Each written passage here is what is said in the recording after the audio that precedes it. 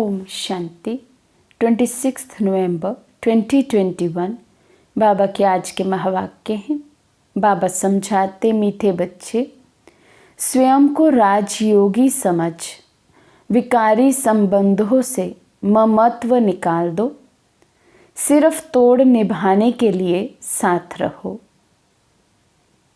प्रश्न है, तुम बच्चों ने देह भान को भुलाया है, इसका यादगार शास्त्रों में किस रूप से दिखाया है? बाबा समझाते, दिखाते हैं पांडव पहाड़ों पर गल गए, परंतु उनको क्या पड़ी थी जो पहाड़ों पर बर्फ में जाकर शरीर छोड़ेंगे। लौ कहता है, हिमालय के पहाड़ों पर कोई शरीर नहीं छोड़ते, बाकी तुम योग बल से शरीर छोड़ देते हो। देह भान को भूल अशरीरी बनने की प्रैक्टिस करते हो। तो इसी का यादगार बाबा कहते, फिर उन्होंने दिखा दिया कि पांडव जो थे वो पहाड़ों पर जाकर गल गए, लेकिन बाबा कहते असल में तो ये हम बच्चों की अशरीरी होने की जो प्रैक्टिस है उसका यादगार है। ओम शांति। रूहानी बाप रूहानी बच्चों को समझाते हैं। समझाते तो हर रोज़ हैं, फिर भी कई बातें भूल जाती हैं। बच्चों को बुद्धि में ये तो रखना है कि ये संगम युग है, हम संगम युग पर हैं। बाप आते भी हैं संगम युग पर। कलयुग अंत और सतयुग आदि का संगम गाया हुआ है। बुलाते भी इस समय है। पतित दुनिया कहा जाता है कलयुग के अंत को, इसलिए और कोई टाइम पर बुलाते नहीं हैं। बाप आएंगे भी नहीं। जब कलयुग का अंत होता है तब ही मुझे बुलाते हैं, बाबा हम पतितों को पावन बनाने आओ। कलयुग के अंत और सतयुग के आदि में आओ। बुलाते हैं, परंतु उनको पता नहीं है कि कल्प की आयु कितनी है। समझते हैं भक्ति करते करते, धक्का खाते खाते आखिरी में मिल ही जाएंगे। बाबा कहते सारा भक्ति मार्ग जो है वो इसी बेस पर चलता है। वे समझते हैं कि भक्ति करने से ही भगवान मिलेंगे। भक्ति में धक्के खाते रहते हैं, मेहनत करते रहते हैं। कल्प का अंत कब होगा ये किसी को पता नहीं है।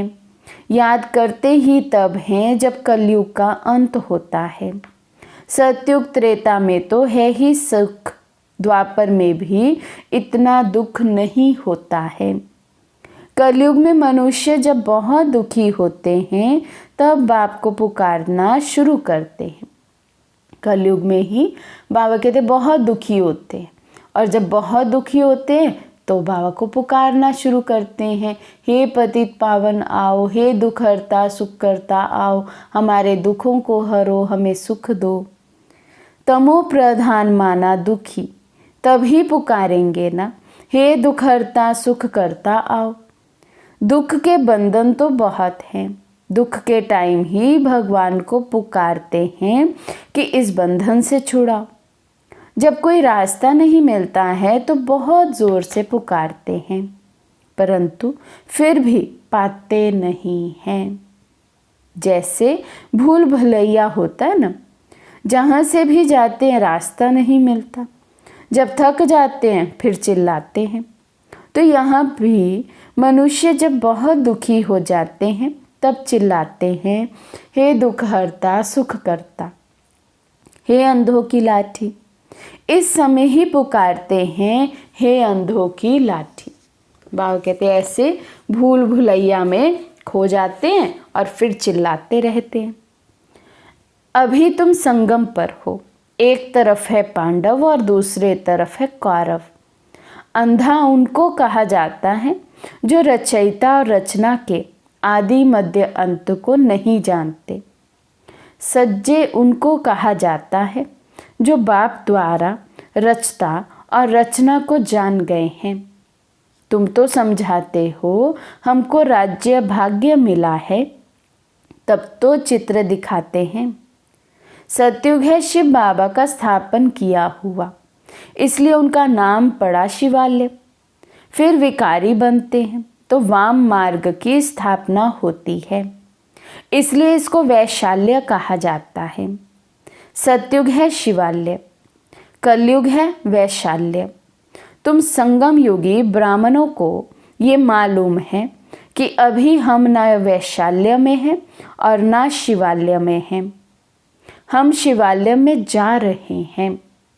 अभी वैशाल्य विकारी संबंधों से हमारा ममत्व निकल गया है। अभी है हमारा भविष्य के संबंधों से ममत्व। हम अभी राजयोगी हैं, वे है योगी। उनसे हमारा क्या कनेक्शन? दुनिया में हठयोगी हैं, हम तो हैं राजयोगी। बाबा कहते दोनों का आपस में कोई कनेक्शन हो ना सके। फिर भी तोड़ निभाने के लिए रहना तो अपने घर में ही है। फिर भी ब्राह्मणों से बहुत कनेक्शन रहता है, क्योंकि ब्राह्मणों जितनी ऊंच सेवा और कोई नहीं कर सकते हैं। रूहानी सेवा करने बाप ही निमित्त बनते हैं। वे बाप भी है, टीचर भी है, तो गुरु भी है। सत्य बाबा, सत्य टीचर, सतगुरु भी है। सत्य को सुप्रीम ही कहते हैं। उन द्वारा हमको वर्षा मिल रहा है। ये याद रहने से कितनी हर वक्त खुशी रहनी चाहिए। फिर औरों को समझाने के लिए पुरुषार्थ किया जाता है। सच्चा बाप, टीचर, सतगुरु आकर हमें वर्षा देते हैं। बाबा कहते हैं इस बात की हर समय कितनी खुशी रहनी चाहिए। और फिर पुरुषार्थ करना है, मेहनत करनी है औरों को ये समझाने की, औरों को संदेश देने की। पहले पहले तो है वे पारलौकिक बाप, वे सत्य शिक्षक भी है, सतगुरु भी है। सृष्टि चक्र के आदि मध्य अंत का ज्ञान देते हैं, इसलिए उनको ज्ञान का सागर कहा जाता है। पहले पहले तो उनकी महिमा करनी है। वे सत्य बाप, सत्य टीचर, सत्य सतगुरु है। सत्य धर्म की स्थापना करते हैं। मांगते हैं ना कि एक राज्य हो। वे तो सतयुग में होता है, यहाँ तो हो ना सके। मनुष्य कहते हैं वन वर्ल्ड हो जाए, एकता हो जाए। वर्ल्ड तो एक ही होता है, सिर्फ वर्ल्ड में एक राज्य हो, ये हो सकता है। देवताओं का राज्य था, वहाँ और कोई हंगामे की बात नहीं थी। बेहद का बाप ही आकर राजधानी स्थापन करते हैं। ये भी अब तुम समझ गए हो। बाप ही राजयोग सिखलाते हैं, ना कि श्री कृष्ण।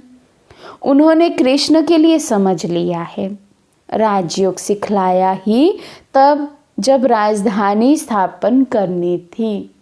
तो कृष्ण तो राजधानी का पहला पहला प्रिंस है। बाबा कहते वो कैसे आकर राजयोग सिखा सकते हैं? वे तो स्वयं ही राजयोग सीख कर प्रिंस बनते हैं। तो राजयोग तब सिखाया जाए जब राजधानी है नहीं, लेकिन स्थापन करनी है। बाकी शास्त्रों में तो है महिमा। सिर्फ महिमा करने से कोई राजयोग सिखलाते हैं क्या? वो गीता आदि जो सुनाते हैं, वे कोई राजयोग सिखलाते हैं क्या? गीता सुनाते हैं, वे तो सिर्फ जो होकर गए हैं उनकी महिमा करते हैं। भगवान ने जिन्हों को सुनाया उन्होंने ही वे फिर राज्य पद पाया। बाकी ये त्योहार आदि सब भक्ति मार्ग के हैं। मुख्य है ही संगम युग की बात। शिव बाबा आते हैं, शिव जयंती के बाद कृष्ण जयंती। शिव बाबा के आने के बाद ज़रूर नई दुनिया स्थापन होगी। कृष्ण तो है सतयुग का मालिक। शिव बाबा ने आकर कृष्ण को ऐसा बनाया। एक कृष्ण को थोड़े ही ज्ञान दिया होगा, कृष्ण पूरी स्थापन की होगी।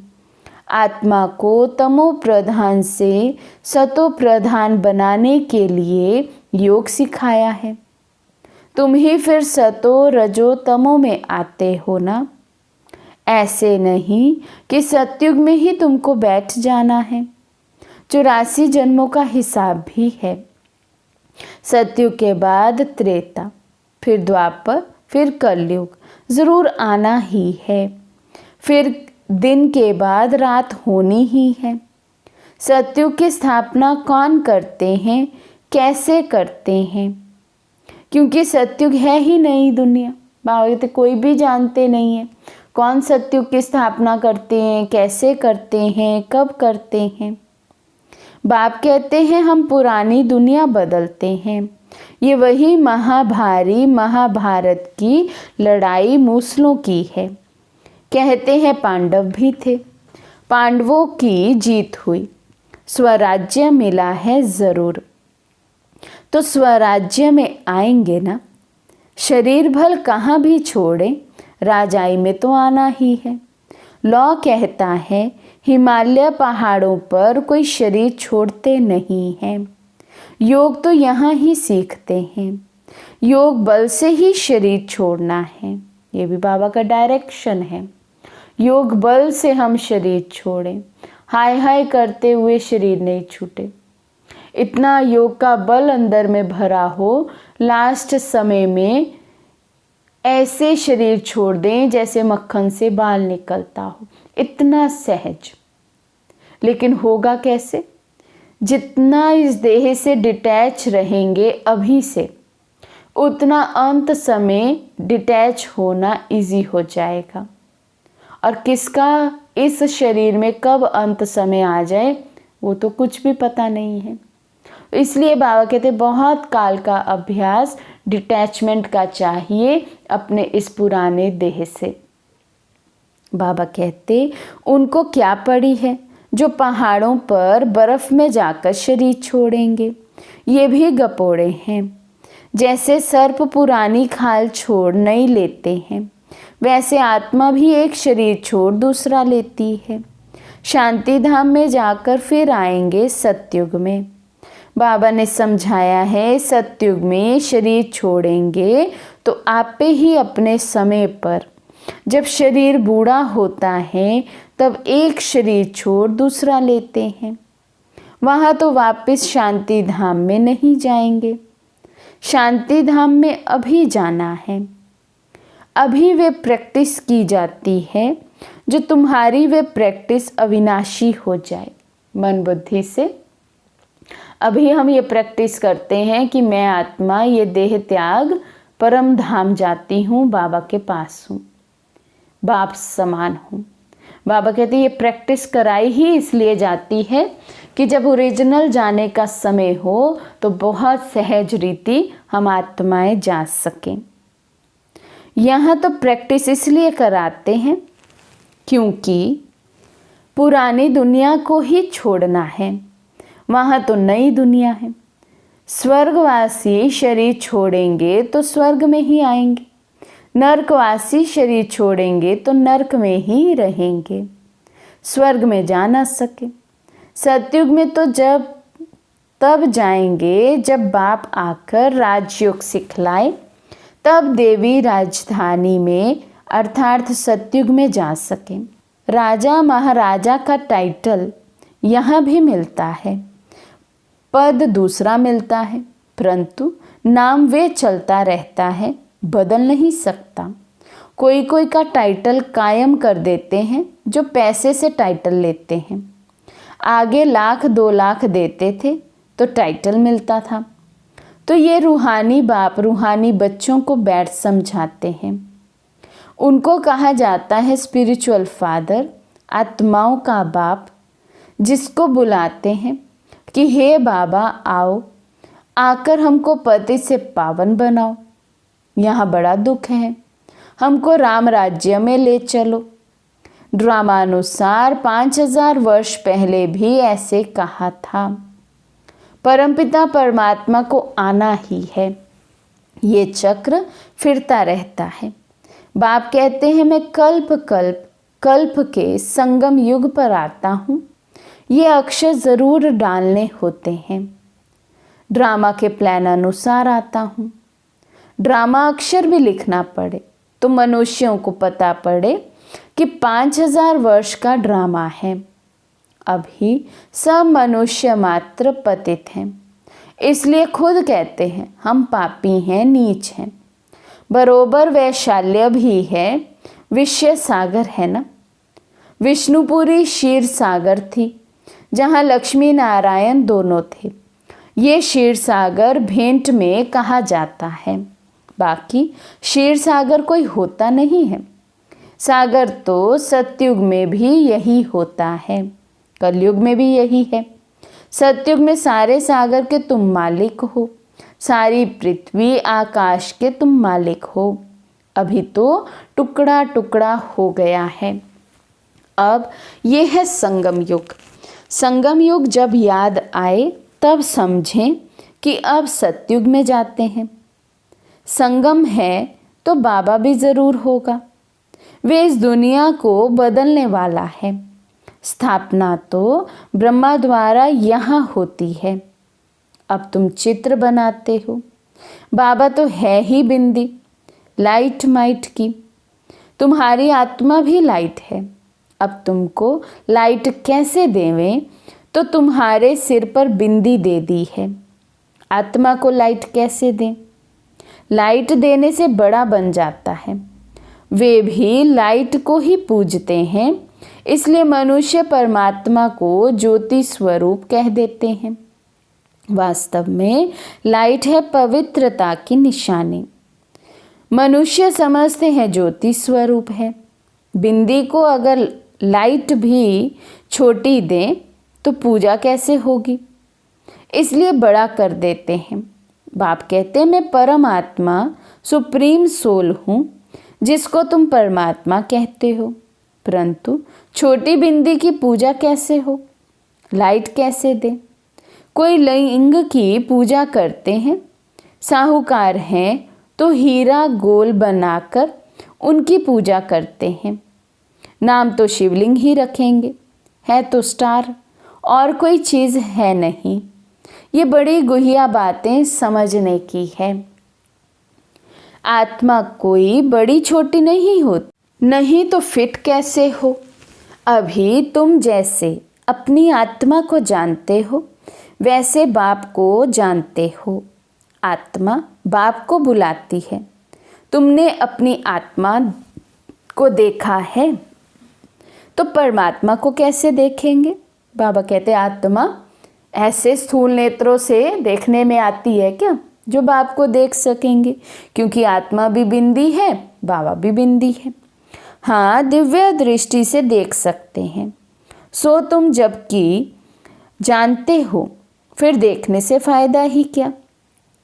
ये तो पढ़ाई पढ़ने की है, जिससे मनुष्य देवता बनते हैं। ये है फ्यूचर नई दुनिया के लिए पढ़ाई। ये लक्ष्मी नारायण कहाँ ऐसे कर्म सीखे? संगम पर ही ना। बाप कहते हैं मैं संगम पर ही आकर तुमको नई दुनिया के लिए पढ़ाई पढ़ाता हूँ। बाबा प्रदर्शनी में तार देते हैं, उसमें भी ये लिखना है ये संगम युग है। बाप कहते हैं तुम हमसे बर्थ राइट ले सकते हो भविष्य 21 जन्मों के लिए। संगम युग अक्षर ज़रूर लिखना है। एक्यूरेट जो तार जाती है उसकी कॉपी वहाँ लगानी है। बड़े अक्षरों में लिख देना चाहिए। दिन प्रतिदिन क्लियर होता जाता है। नीचे लिखते ही हैं बाप दादा। शिव बाबा जो आत्माओं का बाप है, वे प्रजापिता ब्रह्मा द्वारा सिखलाते हैं। बाप कहते हैं मुझे शरीर का आधार तो चाहिए ना। शिव तो है निराकार, उनको तो अपना कोई शरीर है नहीं। ब्रह्मा विष्णु शंकर तो सूक्ष्म आकारी हैं, बाकी तो सबको शरीर है। बाप कहते हैं मुझे शरीर है कहाँ? परंतु ऐसे तो नहीं कि मैं नाम रूप से न्यारा हूँ। बहुत क्लियर बच्चों को समझाते हैं मैं हूँ निराकार। परंतु जब मैं आता हूँ तो मुझे शरीर ज़रूर चाहिए। मैं गर्भ में नहीं आता हूँ, मैं खुद बतलाता हूँ कि मैं इस साधारण तन में आया हूँ। ये पहले पूज्य था, अब पुजारी बना है। माला में भी है, पहले शिव बाबा फिर 2 दाने हैं। प्रवृत्ति मार्ग है ना, अभी तुमको पता है प्रवृत्ति मार्ग की माला है। जो प्रवृत्ति मार्ग में पतित थे, अब शिव बाबा की मत से पावन बन सृष्टि को पावन बना रहे हैं। इसलिए यादगार माला बनी हुई है। रुद्र माला और विष्णु की वैजयंती माला है। ब्राह्मणों की माला नहीं बनती है। कोशिश की थी बनाने की, परंतु बनी नहीं। इसलिए माला बनाना, अव्यक्त नाम देना छोड़ दिया। नाम जो यहाँ के थे वे नाम यहाँ ही छोड़ फिर वही अपना पुराना नाम ले भाग जाते हैं। उनको उस नए नाम से कोई बुलाएंगे नहीं। तो बाप हमारा बाप टीचर गुरु है। ऐसे बाप को तो बहुत लव से याद करना है, परंतु माया ऐसी है जो भुला देती है। इसलिए अवस्था डगमग होती है, मुरझाए पने की फीलिंग आती है। शिव बाबा की याद से फिर खड़े हो जाते हैं। अच्छा, मीठे मीठे सिकिलदे बच्चों प्रति माता पिता बाप दादा का याद प्यार और गुड मॉर्निंग। रूहानी बाप की रूहानी बच्चों को नमस्ते। हम रूहानी बच्चों की रूहानी बाप दादा को दिल व जान सिक व प्रेम से नमस्ते नमस्ते नमस्ते जी। धारणा के लिए मुख्य सार। फर्स्ट पॉइंट, विकारी संबंधों से ममत्व निकाल देना है। भविष्य के नए संबंधों से बुद्धि योग लगाना है। सेकंड पॉइंट, औरों को समझाने के लिए हर वक्त खुशी में रहना है। सत बाप, सत शिक्षक और सत गुरु की श्रीमत पर चल अंधों की लाठी बनना है। आज का वरदान है, कोमलता को कमाल में परिवर्तन कर माया जीत बनने वाले शक्ति स्वरूप भव। कोमलता को कमाल में परिवर्तन कर माया जीत बनने वाले शक्ति स्वरूप भव। शक्ति स्वरूप बनने के लिए कोमलता को कमाल में परिवर्तन करो। सिर्फ स्वयं के संस्कारों को परिवर्तन करने में कोमल बनो। कर्म में कभी कोमल नहीं बनना, इसमें शक्ति रूप बनना है।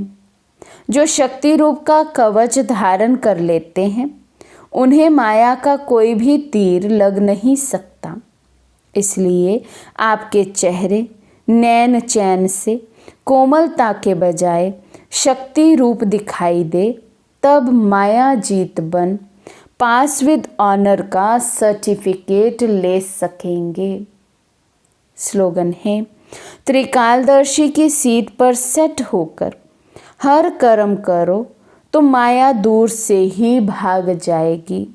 त्रिकालदर्शी की सीट पर सेट होकर हर कर्म करो तो माया दूर से ही भाग जाएगी। अच्छा, ओम शांति।